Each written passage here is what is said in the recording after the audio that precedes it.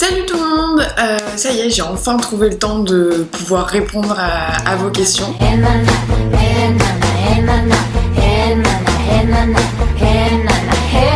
Alors malheureusement la correction avance assez lentement parce que j'ai beaucoup de choses à faire à côté de mon code pour passer mon permis. Puis je voudrais aussi réussir mes examens si possible. Alors je compte bien sûr envoyer la marque du destin aux maisons d'édition. Par contre je réfléchis de plus en plus à la possibilité de l'auto-édition. Bon après c'est que quelque chose auquel je pense ponctuellement, donc de toute façon la question se pose pas tout de suite parce que j'ai pas terminé. Alors ce n'est pas moi qui ai eu cette idée, c'est mon petit cousin.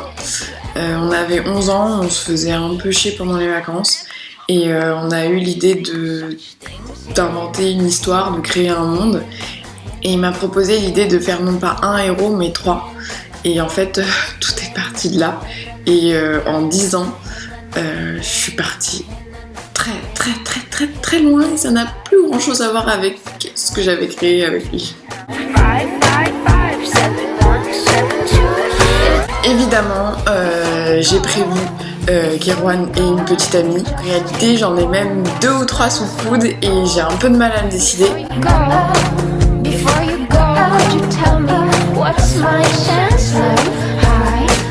Oui, j'ai prévu une suite. Encore une fois, je suis incapable de faire des histoires trop courtes. Et logiquement, il y aurait 3 tomes. Je dis bien logiquement parce que après, je sais pas du tout où je vais dans cette histoire.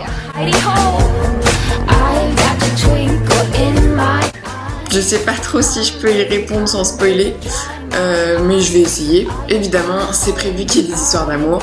Par contre, je ne dis pas qu'il n'y en aura qu'une seule.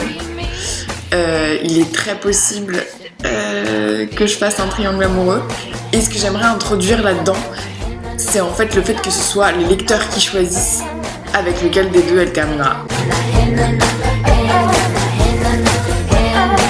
Normalement, c'est à partir du prochain segment qu'il apparaît. Évidemment, ce sera un beau gosse. Je vais pas mettre de gros bœufs dedans, donc vous inquiétez pas.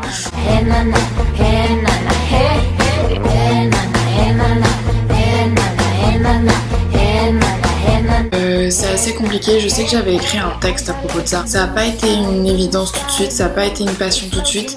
Mais quand je me suis mise à écrire, je m'en suis un peu servie comme exutoire. Et honnêtement, maintenant c'est passé d'un plaisir à un besoin. C'est-à-dire que je peux pas passer une semaine sans écrire, c'est devenu complètement inconcevable pour moi. Mes personnages, c'est mes petits pions et moi je suis Dieu, donc du coup je m'amuse.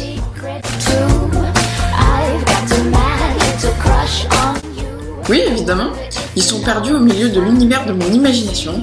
C'est un super univers, il y a plein de trucs partout, des licornes, des arcs-en-ciel, des trucs comme ça. On se malade. Si je devais mourir demain, je pense que je laisserais mes histoires à l'abandon.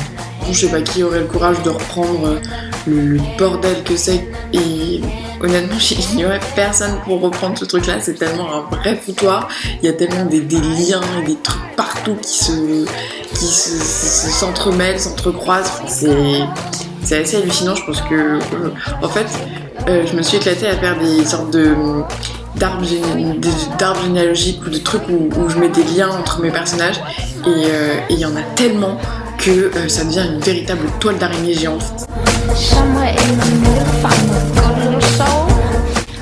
Est-ce que je pense que la liberté totale existe ? C'est une bonne question. Comment répondre à ce genre de questions sans paraître débile ? Question pas trop possible.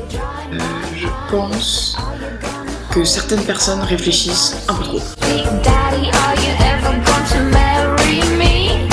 Bah évidemment, je pense que la mort de l'être qui me tient le plus à cœur serait plus raisonnable que celle de toute une population. Je sais que je peux paraître despotique, complètement timbré de temps en temps en disant que je vais éradiquer le monde, mais je le pense pas vraiment. Après, si possible, j'aimerais bien que personne ne meure, ça serait cool.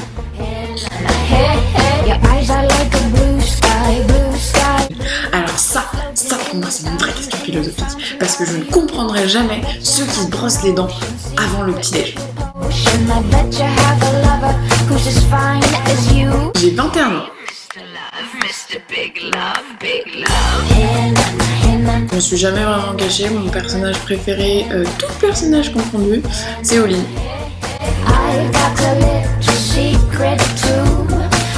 Ce serait de devenir écrivain. Non, pas du tout. Et d'ailleurs, j'ai un peu de mal à comprendre cet engouement pour les mangas. C'est presque mon avis personnel, hein, on s'en fout un petit peu. En moyenne, j'écris entre 3000 et 4000 mots. J'essaie de réduire un maximum parce que je sais que les chapitres à rallonge, c'est casse-couille. Je dis ça en connaissance de cause parce que je me souviens que quand je lisais Eragon par exemple, parce que j'ai un souvenir parce qu'il était vraiment très très long, à la fin, limite, je sautais des descriptions et tout ça, et je trouve ça hyper dommage de sauter des descriptions alors que vraiment c'est ce qui fait un peu la force d'un bouquin. Et du coup, ouais, j'ai trouvé que là-dessus, l'auteur avait un peu mal joué. J'ai pas énormément le temps de lire, je vais faire une liste non exhaustive de mes livres, de mes lectures. Évariste, que j'avais vraiment beaucoup apprécié. Les Piliers de la Terre, les Chroniques du Nécromancien, histoire de lire un petit peu de fantasy. J'ai lu 2-3 livres des Rougon-Macquart. C'est très chiant, mais c'est très intéressant humainement parlant.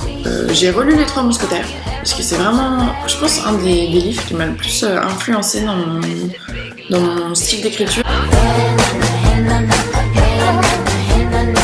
En fait, je me fais pas vraiment de planning. C'est une question très très dure, j'ai l'impression de passer un entretien d'embauche. Je suis perfectionniste. Non, c'est pas vrai du tout, je pense que je suis la nana la plus bordélique du monde. Je dirais que je sais pas mal être à l'écoute des gens. Alors ça, il y en a une liste, mais incroyable. Je suis bordélique, je suis égoïste, je suis flemmarde, c'est la cata. Je suis incapable de me concentrer plus de 30 secondes sur quelque chose. Je suis casse-couille. Ouais, j'ai beaucoup d'autodérision aussi dans mes qualités.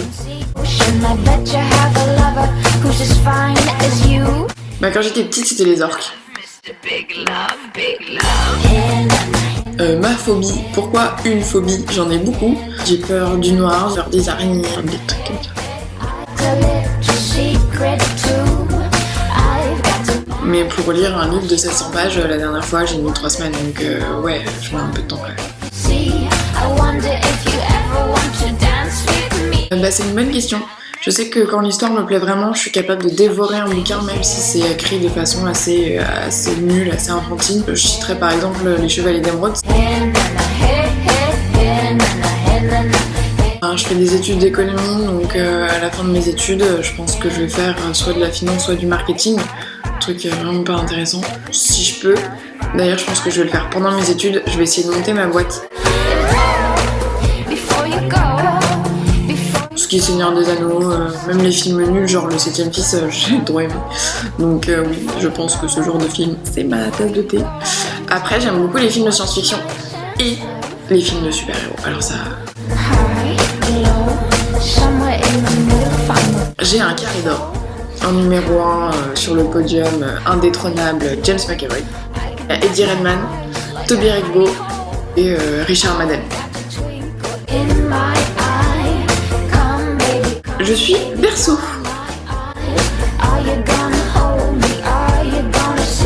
Je pense quand j'aurai terminé le 1, parce qu'en fait j'ai changé énormément de choses, notamment la trame principale de l'histoire. J'ai changé pas mal de trucs assez importants qui influent pas mal directement sur le tome 2, un peu plus indirectement sur le tome 3.